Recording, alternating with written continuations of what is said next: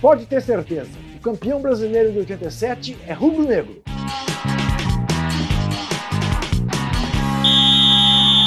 Essa discussão não vai acabar nunca, principalmente porque os anos vão se passando, quem foi testemunha do Campeonato Brasileiro de 87 vai ficando velho ou morrendo, as novas gerações se fiam no que está escrito. E não há dúvida, legalmente, o Sport Clube do Recife é o campeão brasileiro de 87. Legitimamente, no entanto, quem viveu 87 está cansado de saber. O campeão brasileiro de 87 e, portanto, 6 vezes campeão brasileiro é o Clube de Regatas do Flamengo. É?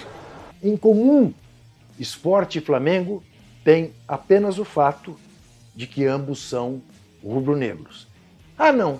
Tem uma outra coisa em comum. Tinha um Zico no Sport Clube do Recife, mas não era o Galinho de Quintino. O verdadeiro Zico é o Zico. O Arthur Coimbra. O Arthur Zico. O Zico que levantou a Copa União, que era o verdadeiro Campeonato Brasileiro. Vou contar por quê. 87 é muito simples. A CBF desistiu de fazer o Campeonato Brasileiro, porque não tinha dinheiro para fazer o Campeonato Brasileiro. Os grandes clubes do país se reuniram, fundaram a Associação dos Clubes e resolveram fazer o seu campeonato. E deram a este campeonato o nome Copa União. Cometeram uma injustiça com o Guarani e com o América do Rio, que tinham terminado o campeonato de 86 nas 4 primeiras colocações. Mas não cometeram nenhuma injustiça, por exemplo, com o Sport, que não tinha ficado entre os 16 primeiros do campeonato anterior. E a Copa União foi organizada com 16 clubes. Os 13 maiores clubes do país, que eram também líderes no ranking, e convidaram mais 3, Curitiba, Goiás e Santa Cruz. O Flamengo foi o campeão. Foi o campeonato transmitido pela TV Globo, foi o campeonato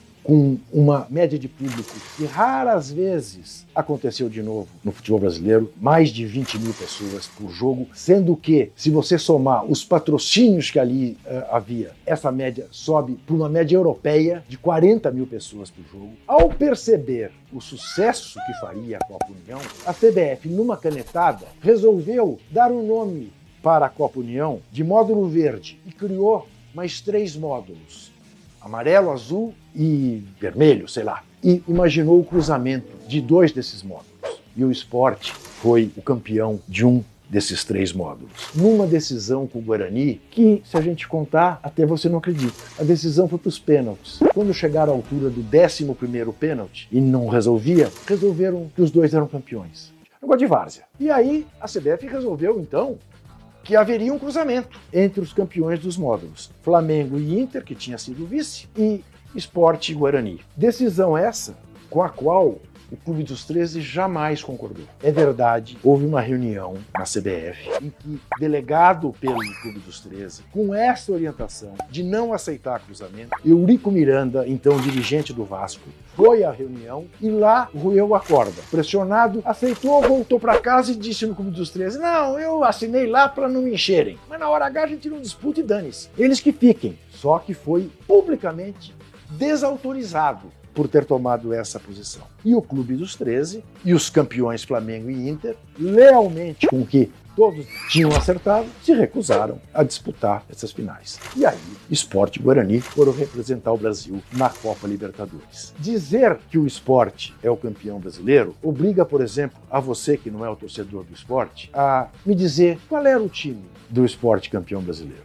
E aí eu pergunto para você, você sabe quem foi o Leandro? Você sabe quem foi o Zico? Pois é, eram todos campeões brasileiros de 87. É claro que o torcedor do esporte jamais vai aceitar isso. Tem que ser muito sensato, muito frio para aceitar que o seu clube não é o campeão quando a confederação diz que ele é o campeão. Mas estamos falando da velha CBF, né? Da CBF que tem um presidente preso em Nova York e tem outros 2 que não podem sair do Brasil. Então, vamos ser sensatos. Se legalmente o campeão é o Sport, legitimamente é o Flamengo. E um grande jurista uruguaio já dizia, se um dia você tiver que escolher entre o que está no direito e o que é justo, escolha o que é justo.